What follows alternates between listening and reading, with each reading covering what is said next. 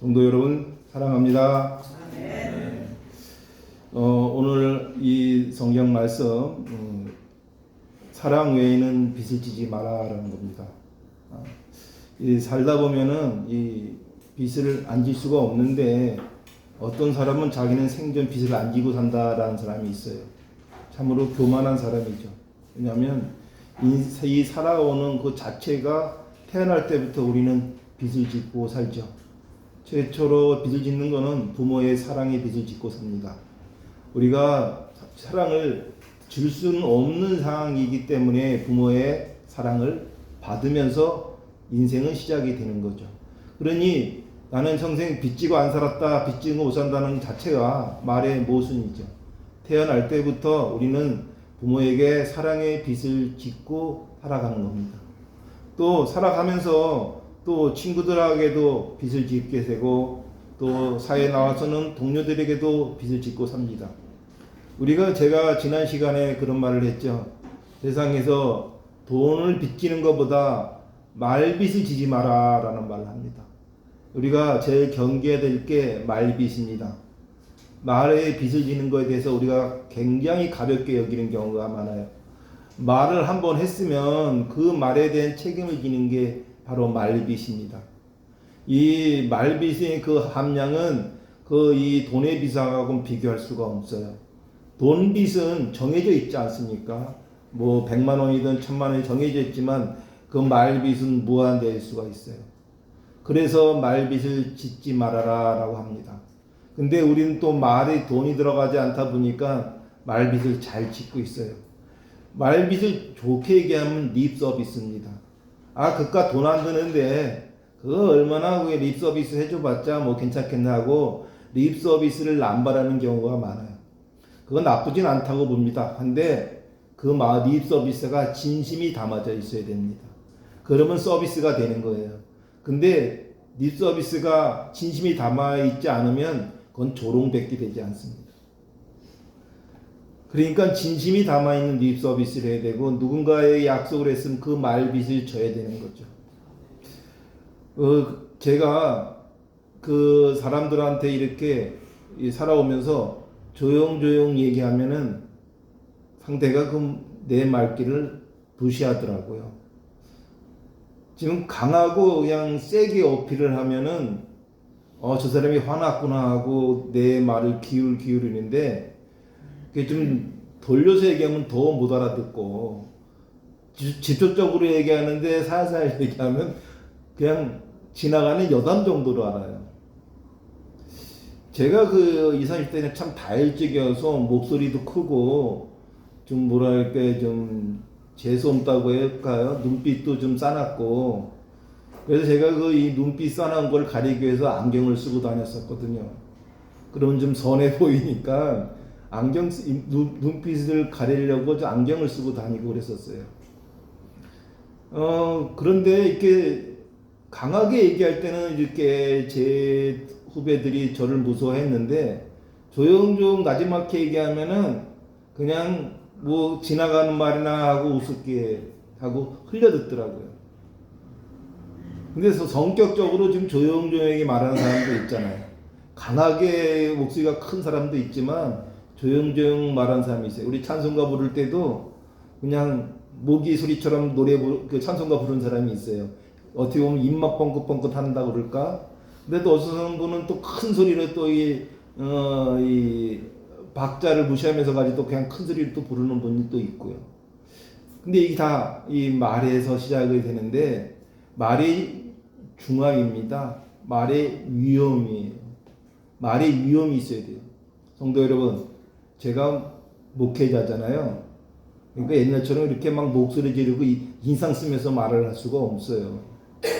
그러면 제가 조용조용히 얘기해도 제 말의 위험을 좀 느껴주셨으면 하는 제 바람이 있습니다. 제가 그전에는 화가 나면은 그냥 입에서 육두문자가 나가는 그런 사람이었는데 지금은 아무리 화가 나도 유감스럽습니다 라밖에 말을 못해요. 그렇지 않습니까? 제가 지금 이 목사 입에서 쌍욕이 나가면 어떻게 되겠어요? 목사라는 사람이라는 말을 하지 않습니까? 근데 사람들은 그렇게 쌍욕을 해야 알아듣더라고요. 조용조용 얘기하면 못 알아들어요. 예수님께서도 그랬죠. 내 말귀를 알아듣는 사람만 알아들으라. 우리가 지금 조용조용 얘기하는 거를 경계를 가지셨으면 좋겠어요. 그런 사람들은 꼭 성공한다고 봅니다. 이 성공은요, 저는 늘 실천을 해야 성공이 된다고 봐요. 제가 어려운 사업을 40년 정도 하면서 늘 어려운 일들을 많이 겪었어요. 근데 그 어려운 일들을 겪으면서도 어렵다고 생각하지 않았던 거는 제가 일단은 신앙심이 있었기 때문에 그 어려움을 하소연할 곳이 있었어요. 바로 하나님께 하소연을 하는 거죠. 그때는 신앙심이 그렇게 두텁지 않았기 때문에 그냥 하소연하는 정도의 하나님이었습니다. 근데 지금은 달라졌어요. 지금은 하소연을 하지 않습니다. 왜? 하나님은 전지전능하시기 때문입니다. 예. 모든 걸 알고 모든 걸 능하시는 분인데 굳이 하소연을 하지 않는다고 하나님이 모르실까요? 하나님은 우리 곁에 있으니까 내 행동이 하나님한테 기도하는 겁니다. 어떤 거냐? 사랑은요, 이 세치어로 하는 게 아닙니다. 행동으로 하는 겁니다. 행동으로 사랑을 표현할 때 기도가 필요 없어요. 하나님이 다 그거를 보시지 않습니까? 기도로 주여 찾으면서 통성 기도하고 방언을 하면서 하나님께 갈급을 구원해도 나와서의 행동은 이웃을 사랑하지 않고 가족을 사랑하지 않고 성도 간의 교제 간에 있어서 질투와 시기를 한다면 그따위 기도는 기도라고 볼 수가 없어요. 하나님이 곁에 계시다는 걸 인정하지 않는 사람이에요. 하나님이 곁에 있다는 걸 인정한다면 감히 그럴 수가 없죠. 똥 닦을 때도 조심히 닦아야 됩니다. 하나님이 계시다는 것을 믿는 사람이란 말입니다. 근데 우리 기독교가 불교와의 다른 점이 있어요. 불교의 타이틀은 자비입니다. 근데 우리 기독교의 타이틀은 사랑입니다. 사랑과 자비가 비슷해 보이지만 비슷하지 않아요. 베푸는 거죠, 사랑은. 근데 자비도 베푸는 거죠. 근데 사랑과 이 베푸는 거에 차이점이 있어요. 우리가 이 사랑은, 이 자비는 사람에서 의해서 나오는 거고요. 사랑은요, 하나님에 의해서 나오는 겁니다. 우리가 하나님에 의해서 닮아가려고 하고 우리가 성령이 임재해서 행위를 하는 거니까 이거는 내 행위가 아니라 하나님의 행위인 거예요. 우리가 은혜를 받으려면은 어디서 은혜를 받아야 되냐면 행위에서 은혜를 받아야 돼요. 교회 열심히 나오고 헌금 많이 내는 거 전혀 은혜 받는 거에 조금은 영향을 줄 수 있어도 큰 영향이 되지 않아요. 교회에 밖에 나가서 어떤 사랑의 행위를 하느냐, 이게 은혜를 받는 거예요. 고난이 오니까 우리는 하나님을 찾아요. 고난이 오지 않으면 하나님을 찾지 않습니다. 참으로 고난이 안 왔는데도 하나님을 찾는 사람은 참 대단한 사람이에요.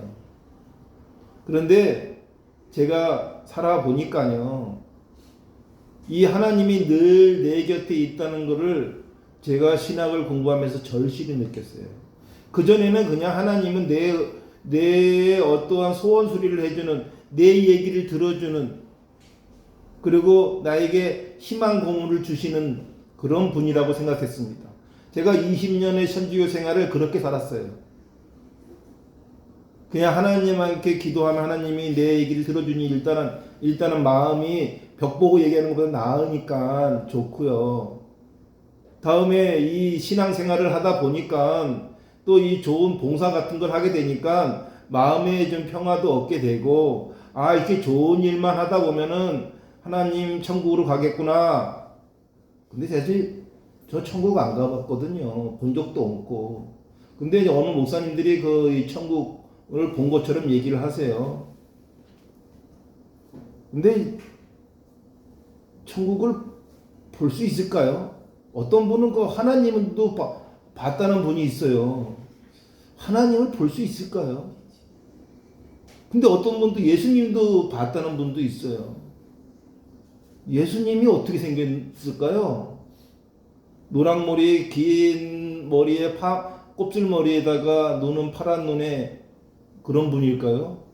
그거는 저기 그림책에 나와 있는 예수님 모습이잖아요. 근데 그 예수님 그림에 나와 있는 그 예수님 그림을 보고 예수님을 봤다 그러면 그거 착각 아닐까요? 환상 아닐까요? 2000년 전에 예수님 그때 당대의 예수님에 대한 모습을 추상적으로 그린 그림이지 그 그림이 예수님이 아니거든요. 그러니 하나님은 볼 수가 없는 존재인 거예요. 그냥 우리 곁에 있는데 예수님이 태어나서 어떤 사랑을 펼쳤냐? 우리 대신 제 사함을 해서 우리 목숨을 던져주셨잖아요. 그러니까 우리 몸 자체가 예수님인 겁니다. 인간의 모습으로 태어나서 인간의 모습으로 돌아가셨지 않습니까? 하나님이면 돌아가실 수가 없지요. 그러니 인간의 몸으로 태어나셔서 인간 몸으로 돌아가셨으니까 우리들이 다 예수의 모습인 거예요. 그러니 내가 어떻게 행동을 하냐에 따라서 어떻게 사랑을 베푸냐에 따라서 은혜를 받을 수도 있고 행동에 이 축복이 내려질 수 있습니다. 그런데 그 자기 자신이 성령이 임재한 예수라는 생각을 하지 못하고 자기의 지식으로 평가하고 지식으로 예단해서 남을 미워하고 질투하고 특히 교회 안에서 이 성도 간의 교제에서 시기하고 질투한다면 정말로 나쁘끄러운 성도인 거예요. 정말로 이거는 더더욱 웃긴 거예요. 왜냐면 우리가 예수님을 닮아가려고 모이는 자리에서 예수님에 반하는 행동을 하고 있으면 그게 어떻게 이 신앙생활을 제대로 한다 할 수 있고 은혜를 받으려고 하고 있어요. 우리 교회가 작지만 이 작은 교회에도 하나님은 임재되어 있고 우리가 우리 모습의 어떤 행동에 있어서 하나님이 다 지켜보고 계세요. 저는 강력한 믿음이 있습니다. 저는 하나님한테 은혜를 많이 받은 사람이라는 것에 대한 확신이 있습니다. 제가 지난 시간에 하나님한테 은혜 받을 확신이 있지 않으면 전도하는 건 사기다 라고 말씀드렸죠. 근데 우리가 이 은혜가요 만족스러운 은혜가 있어요. 근데 만족스럽지 못하기 때문에 은혜 같지 않은 거예요. 그 대표적인 게 숨쉬기 운동을 해줄 수 있는 은혜부터 시작을 해보자고요. 살아있음에 감사하는 은혜를 한번 생각해 보자고요. 우리 죽음은요 아무것도 없어요. 그래서 나온 말이 있죠. 내 눈을 감으면 세상에 아무것도 없어요. 새카매요. 그렇죠? 눈을 감는 순간 세상이 깜깜합니다. 지 눈을 감고 세상이 어둡다라고 말하는 거죠. 자기 눈을 감고 세상이 어둡다 하는 거예요. 마찬가지로 살아가면서 은혜를 갖다가 은혜가 없다 생각하면 은혜가 없는 건데 살아있음에 은혜가 있는 거예요. 근데 살아있는데 아파. 그러면 불행인가요? 아파도 은혜입니다. 살아있는데 궁핍해요. 궁핍한 것도 은혜입니다. 왜? 죽음은요 궁핍도 의미가 없어요. 죽음은요 아픔도 잊어지는 겁니다. 살아있기 때문에 아픈 거예요.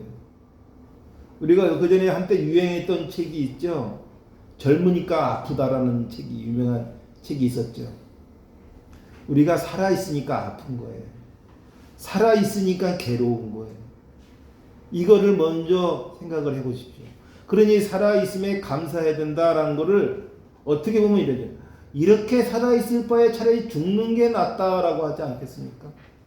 이렇게 괴로운데, 이렇게 궁핍한데, 이렇게 아픈데 차라리 죽는 게 낫지 않을까요? 우리가 남의 얘기를 듣다 보면은 그런 거를 볼 수가 있어요. 저렇게 사는 차라리 죽는 게 낫다.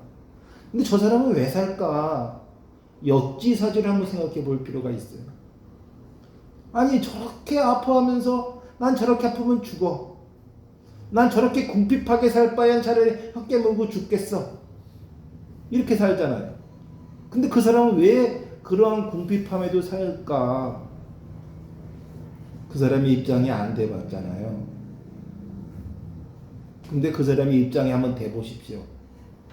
근데 대볼 수가 없어요. 왜냐하면 내가 알고 있는 경험, 내가 알고 있는 상식, 내가 알고 있는 지식으로 판단하는 거지 그 사람의 지식으로 판단할 수가 없어요. 알코올 중독에 걸린 사람을 왜 저렇게 매일 저렇게 술을 먹을까? 그럼 우리는 간단하게 얘기해요. 알코올 중독자다. 근데 알코올 중독자가 왜 됐을까부터 한번 역추적해서 알코올 중독자를 같이 한번 고민을 해보는 겁니다. 근데 이 알코올 중독자와 알코올 중독자 아닌 사람의 차이가 있어요. 첫째, 알코올 중독자가 아닌 사람은요, 술을 못 합니다. 쓴 거를 못 먹어요. 그러니까 알코올 중독자가 될 수가 없어요. 근데 알코올 중독자는 술이 달아요. 그리고 치기가 오르면 기분이 좋아요. 기분이 좋으니까 먹는 거예요. 그리고 좀 더 취하면은 세상이 다 내 것 같은 거예요. 만사가 귀찮은 거예요. 그냥 다 세상 내 멋대로 해도 되고, 좀 더 나가서 실수를 해도 사람들이 용서를 해줘요. 저 사람은 취했으니까 아니라. 그 다음에 그러니까 술을 잘못 배운 사람들은요, 술에 주사가 생겨요. 왜? 술 취하면 용서를 해주는 거를 갖다가 경험해 본 거예요. 근데 요새 법이 많이 강화가 돼서 이제는 술 취했다고 용서해 주는 경우가 없어졌습니다. 예전에는 치중 폭행을 술 취했다고 봐줬는데 지금 요새 치중 폭행은 그냥 폭행입니다. 음주운전도 마찬가지로 삼진 아웃이죠. 술 취해서 운전하는 용서 안 되는 거죠. 그런데 이 반대로 그 원초적인 거는 술이 써서 못 먹는 사람, 술을 한 잔만 먹어도 새빨개지는 사람은 알코올 중독에 아예 안 걸리는 거죠. 그렇죠? 신앙이 그렇습니다. 우리가 아예 하나님이 내 몸에 임재되어 있다라고 생각 한번 해보십시오. 아예 이상한 짓을 하면은 내 몸에 두드러기가 나고 목에 가시가 놓친 것 같고 바늘방석에 앉은 것 같고 도저히 내가 이 행동의 제약에 대한 두려움을 가지고 있다면은 사랑을 안 베풀 수가 없어요. 집채만한 산을 옮겨도 사랑이 없으면 아무것도 아니라는 이 찬송가가 있어요. 우리가 능력이 아무리 많아도 사랑이 없으면 그 의미가 없는데 중요한 거는 가족 사랑입니다. 특히 부모 사랑이에요. 우리가 태어날 때부터 부모한테 아무 조건 없이 사랑의 빚을 졌어요. 그 빚을 부모가 죽기 전에 꼭 갚아야 됩니다. 근데 우리는 부모가 죽고 나서 그 빚을 갚으려고 해요. 살아있을 때는 그 빚을 못 갚고 부모가 죽어야 그제서야 마음의 빚을 영원히 죽을 때까지 짓고 삽니다. 살아있을 때 갚으면 좋았을 텐데 못 갚고 그랬습니다. 그래서 이런 말이 있어요. 옛말에 병신 자식이 효도한다라는 말이 있어요. 그게 왜 나오냐? 요새 말로 바꾼 못난 자식이 효도한다라고 그래요. 이 잘난 자식은 잘났기 때문에 부모랑 같이 안 살아요. 못난 자식이 부모랑 같이 살면서 방도 청소해주고 빨래도 해주고 같이 놀아도 줍니다. 대화도 되고. 근데 옛날에는 왜 병신 자식이 효도했냐? 옛날에는 우리나라가 전쟁이 50년 만에 한 번씩 평균 50년에 한 번꼴로 전쟁이 났어요. 그래서 사지가 멀쩡한 친구들은 다 군에 이끌려다 가다 보니까 군에 안 끌려간 병신 자식이 집에서 부모를 복양해서 병신 자식이 효도한다 그런 겁니다. 근데 지금은 뭐 군에 끌려가 그럴 일이 없고 못난 자식이 부모 곁에 있어서 못난 자식이 효도한다고 합니다. 그러니까 잘난 자식은 빚을 짓는 거예요.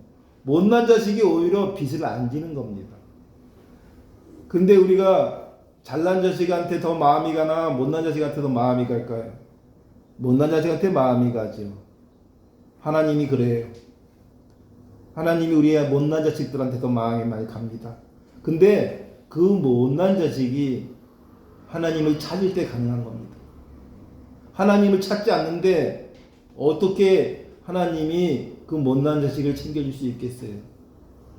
우리가 행동에서 우리가 그 사랑을 베풀어야 됩니다. 첫째, 가족이죠. 그럼 둘째는 뭡니까? 이웃입니다. 셋째는 우리가 이 성도에 모인, 이 성당, 이 교회에 모인 우리 교인들 간의 교제의 사랑입니다. 좀 이 성도가 교제가 좀 마음에 안 들어도 사랑을 하셔야 돼요. 그렇다고 해서 뭐 연애 사랑이 아니죠. 그 탈북민들이 그 남조선에 와서 늘 그 이해가 안 되는 게 그 사랑 그러면 남녀간의 사랑인데 뭐 부부지간에도 엄마한테도 사랑한다고 그러고 아버지한테도 사랑한다고 그러고 뭐 심지어는 뭐 강아지한테도 사랑한다고 그러고 사랑이 남발한다. 근데 요게 기독교의 문화예요. 미국도 마찬가지예요. 미국도 뭐 엄마 아빠 다 사랑한다고 하잖아요. 이게 사랑이 바로 어디든지 책상, 심지어는 성경책도 사랑하고 책상도 사랑하지 않아요? 연필도 사랑하잖아요. 이 사랑은 안 갈 곳이 없는 겁니다. 근데 이 불교는 자비는요, 생명에게만 자비를 베풀 수 있어요. 그렇지 않습니까?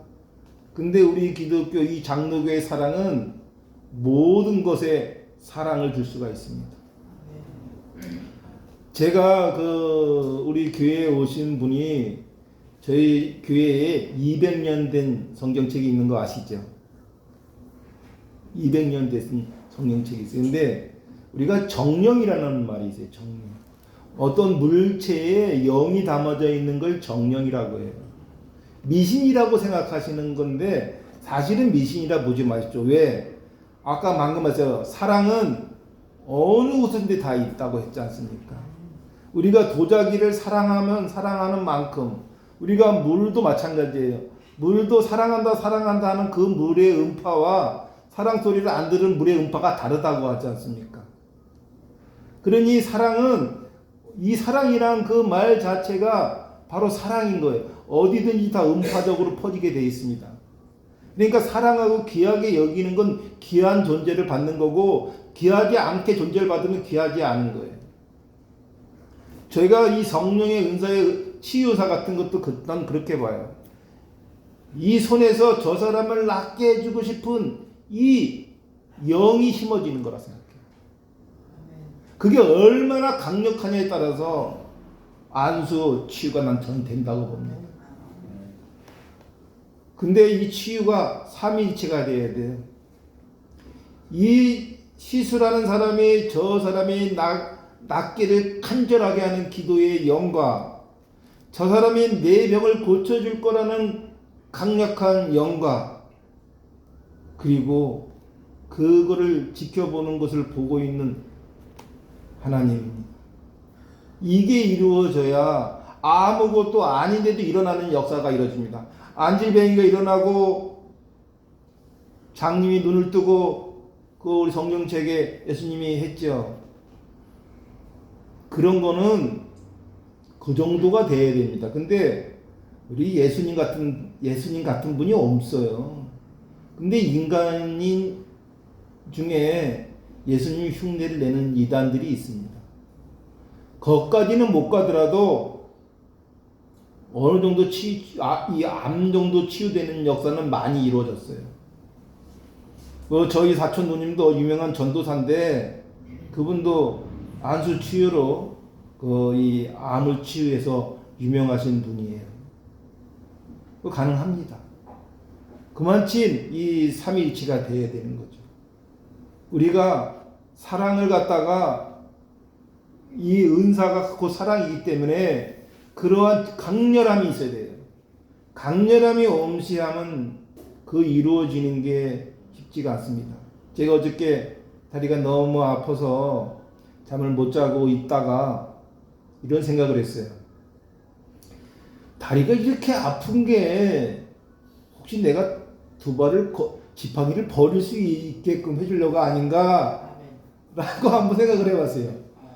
그랬더니 이 발가락 끝까지 신경이 가는 것 같게 느껴지는 거예요.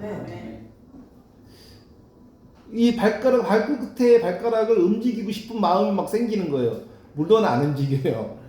근데 계속 발가락을 움직이고 싶다는 욕구가 생기면서 내리 속의 신경이 발끝까지 간다는 게 느낌으로 와더라고요. 그러더니 다리가 뜨거워지더라고요. 차가운 다리가 뜨거워지는 거예요. 원래 제가 마비가 돼서 오른쪽 다리가 차갑습니다. 늘 차가워요. 근데 그렇게 신경을 쓰니까 오른쪽 다리가 따뜻해지는 거예요. 피가 흐르는 거죠. 제가 다리가 마비됐을 때 30년 전에도 이런 믿음을 가지고 살았으면 얼마나 좋았을까 후회가 되더라고요. 지금은 너무 말랐어요. 근육이 너무 다 죽었어요. 근데 내가 30년 전에 마비됐을 때 포기하지 않고 재활치료 열심히 받고 강행했다면 지금 지팡이 안 집었을 거다라는 생각이 들더라고요. 성도 여러분, 효도는요, 부모가 살아계실 때 효도해야 되는데 나이가 60이 넘으면 거의 부모가 돌아가셨어요. 효도하고 싶어도 못해요. 그러면 자녀들에게 일깨워줘야 됩니다. 내가 살아있을 때가 니네들이 나한테 진 빚을 갚을 때다. 나 죽고 나서는 제사상으로 뻑적하게 차려놔도 니네들 입구녕에 들어가는 거지 내 입구녕에 들어가는 거 아니다. 이 교회 가서 열심히 부모에 대해서 기도해도 네 복 받자고 기도하는 거지 부모한테 복 주려고 기도하는 거 아니다. 그러니 살아있을 때 빚을 갚는 거는 너에게 은혜가 내려가고 축복이 내려가는 거다. 얘한테 뭐 받고 싶어서 받는 게 아니다 라고 가르쳐 주셔야 됩니다. 그리고 우리 성도분들 서로 간에 조금 불편하고 마음에 안 드는 분이 있어도 우리가 그냥 이렇게 생각하시면 돼요.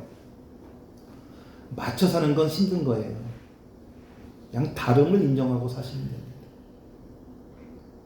다름을 인정하고 사시면 돼요.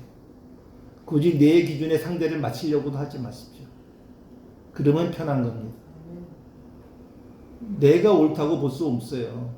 상대가 틀렸다고 볼 수가 없습니다. 그러니 그냥 다름을 인정하고 상대에게 축복의 기도를 해준다면 그것이 진정한 예수님의 삶을 닮아가는 성도라고 생각하면서 축복이 내려질 것이라고 생각합니다. 오늘 말씀 여기서 마치겠습니다. 기도하겠습니다.